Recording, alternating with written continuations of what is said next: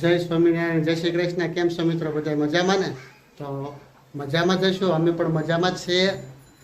તો આજ તો આપણે કામેથી આવી ગયા છીએ ઘરે અને વાગી ગયા છે ઘડિયાળમાં સાંજના 8 અને દેવિક ને શ્રેયાંશ બે બહાર રમે છે. જો ગાડીમાંથી તમે શું ખાવ છો? ધાણી ખાવ છો? ધાણી ખાય છે. શેલુભાઈ નીચે ઊભા છે, એની ધાણી અહીંયા છે. લઈ લે બેટા, ધાણી લઈ લે તારી. ધાણી ખાય છે ને બે ગરમીનું છે એટલે બહાર રમે છે. તો અલ્પા મેડમ રસોડામાં ફૂલ તૈયારી કરે છે. એક નવીન રેસીપી લાવ્યા છે, તો આપણે નવીન રેસીપી એક બનાવવાના છે. તો ચાલો આપણે રસોડામાં જઈએ અને એને આપણે મળીએ, પૂછીએ કે શું બનાવવાના છે એમ. તો ચાલો આપણે જઈએ રસોડાની અંદર. તો રસોડાની અંદર અલ્પા મેડમ, હાય. શું તૈયારી હાલે છે? આજ તો બનાવવું છે ભરેલી કોબીનું શાક, કેમ કે કટકીનું શાક ખાય અને બહુ કંટાળો આવી ગયો. તો વિચાર કર્યો કે આજ આપણે જેમ રીંગણાનું શાક બનાવીએ ને એવી રીતે વિચાર કર્યો કે આજ લઈ તો કોબીની ટ્રાય કરું. એટલે પહેલી વાર જ બનાવું છું, એટલે ડાયરેક્ટ જ યુટ્યુબમાં બતાવી દઉં કે તમે જોઈ લ્યો શાક કેવું બને કેવું નહીં એમ. એટલે ભરેલ કોબીનું શાક આવી રીતે કોબીના પાન હોય ને એને ભરી અને બનાવવાની. કોબીના પાનને ભરીને એ રીતે બનાવવાનું એમ? હા. તો રેસીપી પૂરી આપશો ને? આપણે તે ચણાનો લોટ લઈ લીધો 2 ચમચી, હળદર, મરચું, પછી નાખીશું ધાણા જીરું, પછી નાખીશું સ્વાદ અનુસાર નમક અને પછી નાખીશું થોડો ગરમ મસાલો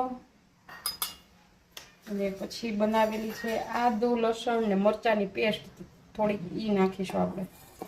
ટમેટો શું હતું અંદર કે? હા, આદુ લસણ, પેલા આદુ મરચી અને લસણ છે જેવું નહીં, ટમેટો. ટમેટો બરોબર.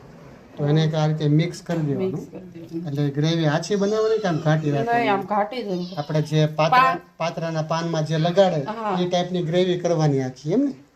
જો આ રીતના આવી રીતની લોટ બનાવવાનો. આ રીતનું મિક્સ કરી દેવાનું બધું મસાલો નાખીને. પછી આપણે આવી રીતે પાટલી લઈ લેવાની, આવી રીતે કોબીનું પત્તું લઈ લેવાનું. પછી આવે ને એને આવી રીતે પાનમાં પેસ્ટ લગાવી ભરી દેવાની. લેવાની. બધાય પાન, આ પાન છે એ બધાય ભરી લેવાના એમ ને? પછી કેમ કે આપણે 2 જ જણા રહ્યા ને એટલે ઝાઝુ કઈ શાક હોય નહીં, તો બધાય પાન ભરી લેવાના એમ ને? બરોબર છે.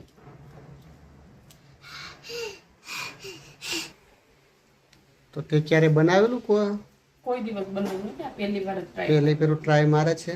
એટલે પહેલી વાર કીધું. તો ભરેલ પાનને કોબીનું શાક કેવું બને છે તો એ તમને અમે રિવ્યૂ આપશું, અને રિવ્યૂ અમારા વિડીયોની અંદર જેવું હશે ને એવું સચોટ બતાવશું. બરોબર? શાક રેડી બને છે કે નહીં. બરોબર? પહેલી ફેર અલ્પા ટ્રાય મારે છે. જો રેડી બનશે તો તમને કહીશું ઓકે. બરોબર? તો તમે ટ્રાય મારી શકો છો ઘરે. તો છે શાકમાં નાખવા માટે શું? એટલો મસાલો વધારે છે શાકમાં ઉપર નાખવાનો. એટલો મસાલો શાકમાં ઉપર નાખવો પડે. હવે આને છે ને આવી રીતે ફોલ્ડ કરી લઈએ. પાનને આવી રીતે આમ ફોલ્ડ કરી લેવાના એમ? હા. બરાબર છે. બધાય પાન ફોલ્ડ કરી લેવાના છે. તો જો આપણા પાન ભરાઈ ગયા છે અને ફોલ્ડ પણ થઈ ગયા છે. આવી રીતે ફોલ્ડ કરી લેવાના. ફોલ્ડ કરી હવે આપણે કુકર 2 રીતનું શાક બને. એક રીતે આપણે વરાળિયું શાક કેમ બનાવ્યું પાણીમાં એવી રીતે બાફી અને પણ બનાવે છે, અને આજે મારે પણ એવી જ રીતે ટ્રાય કર્યું છે કે કુકરમાં બને છે કે નહીં. એમ સારું બને તો આપણા વ્યુઅર્સને આપણે કહેશું કે એકવાર ટ્રાય કરજો જરૂરથી, મસ્ત બને છે. તો આપણે પહેલાં છે ને 2 પાવડા તેલ નાખી દઈએ.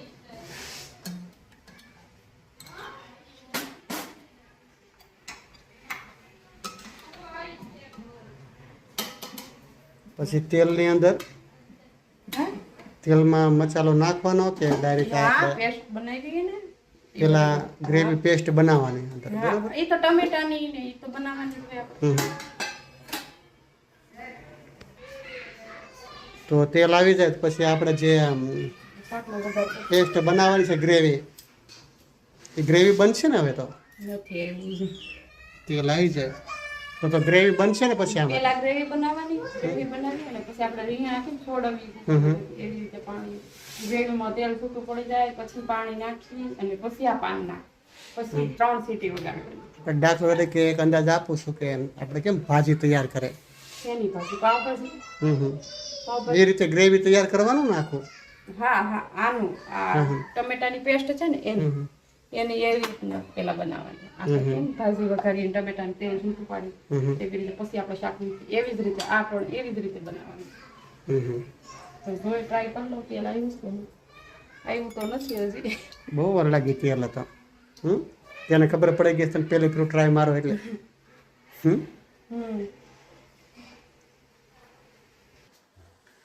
તો તમે લોકોએ ભરેલ કોબીનું શાક ખાધું હોય તો કોમેન્ટ કરજો, વિડીયોને લાઈક શેર અને સબસ્ક્રાઈબ કરજો. તો અલ્પા મેડમ મગાવી હતી કેરી કે મારે કેરીને આજનું ખાવું છે, તમે કટિંગ કરીને લેતા આવજો. તો આપણે બનાવવું છે કેરીનું, તો કેરીનું આજનું બનાવશું તો એનો પણ વિડીયો તમને બતાવશું કે અમે કઈ રીતે બનાવી છીએ કાઠિયાવાડી કેરીનું અથાણું. તેલ આવી ગયું છે. પેલા ધાણા જીરું નાખીશું, ઓલો રાઈ નાખીશું, પછી નાખીશું હળદર, પછી નાખીશું ટમેટાની પેસ્ટ.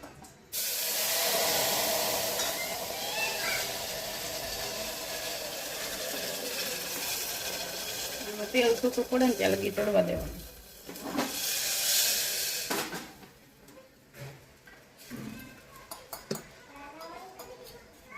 ગ્રેવી આવી જાય પછી મસાલો નાખવાનો.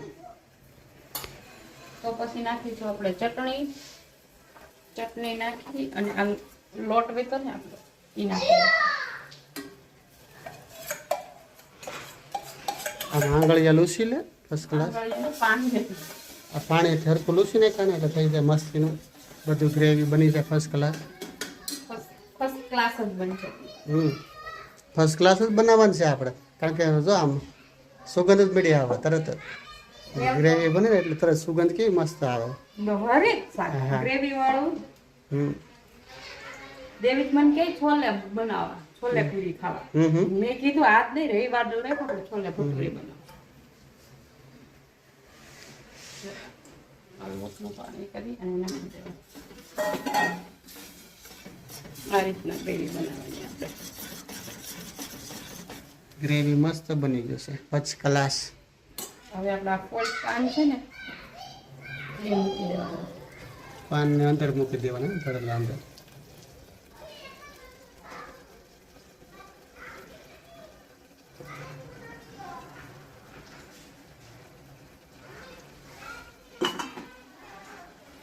તો પછી આને સીટી વગાડવાની છે ને?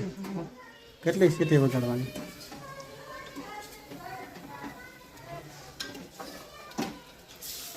આ રીતે મિક્સ થઈ જાય ને, પાન તમારા છૂટા ન પડવા જોઈએ અંદર.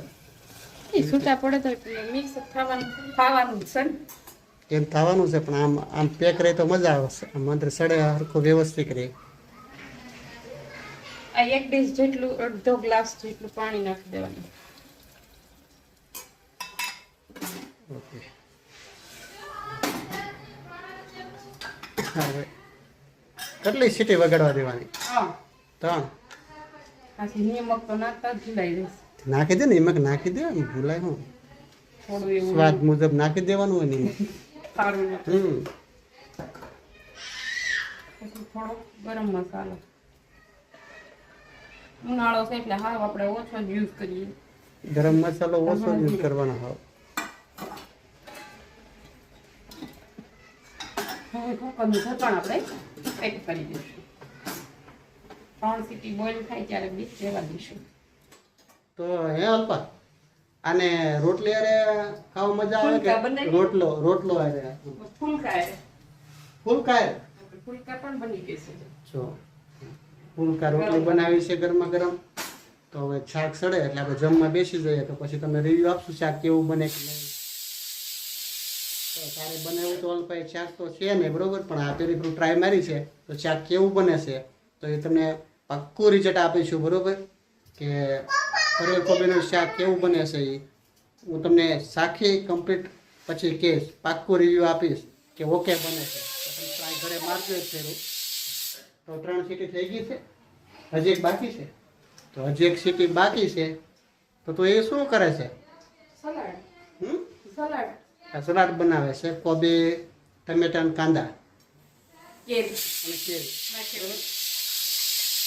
આમાં લસણનો ઉપયોગ અલ્પાએ કર્યો છે, કારણ કે અમે લસણ ખાતા નથી, બરોબર?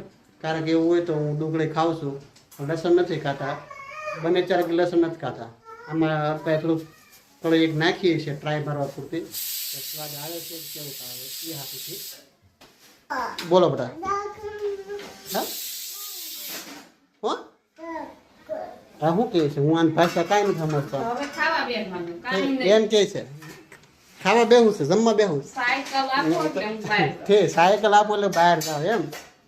અરે એ વાત હાચી. જા હાલો આપણે જમવા બેહ્યો બધા. તો અલ્પા મેડમે શાક તૈયાર કરવા માંડ્યા છે અને શાક પણ કમ્પ્લીટ બની ગયું છે. હવા નીકળી જાય અંદરથી પછી તમે આડી કુકર ખોલીને બતાવે અલ્પા મેડમ. શું છે? દહીં, સ્પેશિયલ દહીં. કારણ કે દહીં એવું છે કે અમે ઘરે દૂધ લઈ અને ઘરે જામણીએ છીએ અને દૂધની જે છાશ ફેરવીએ છીએ, દહીંની ઘરના દહીંની જામણેલી છાશ ફેરવીએ છીએ. છાશ થઈ ગઈ છે. શાક પણ કમ્પ્લીટ બની ગયું છે. આપણું ભરેલ કોબીનું શાક ચકાચક બની ગયું છે, ગ્રેવીવાળું. તેલ ઓછું નાખીશ આપણે. ફૂલ ગ્રેવીવાળું બની ગયું છે શાક. એકદમ મસ્ત. સ્મેલ તો મસ્ત આવે. ગાર્લિક ધાણા કરી લઈએ. માથે ધાણા છે, ફર્સ્ટ ક્લાસ.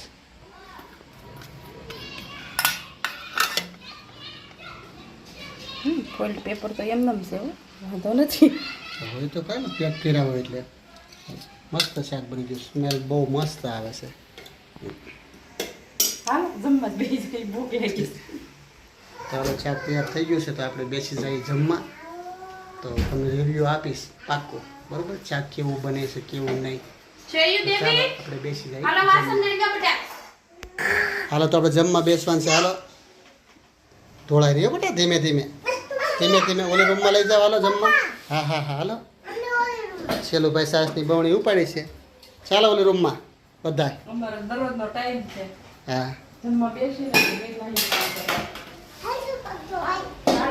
હાથ ધોઈ નાખો. હાલો બે હાથ પગ ધોઈ નાખો ફટોફટ. તો આપણે બેસી ગયા છીએ ભરેલ કોબીનું શાક ખાવા. તો આપણે પહેલાં ટેસ્ટ કરીએ કે અલ્પા મેડમે શાક કેવું બનાવ્યું છે. તો પહેલી ફેરીને ટ્રાય મારી છે કે ભરેલ કોબીનું શાક બનાવ્યું છે.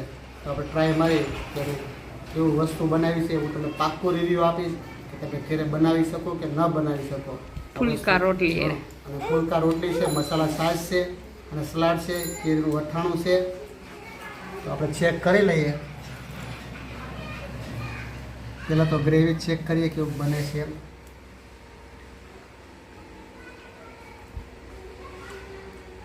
સાચું હો, રિયલમાં મસ્ત શાક બને છે મિત્રો.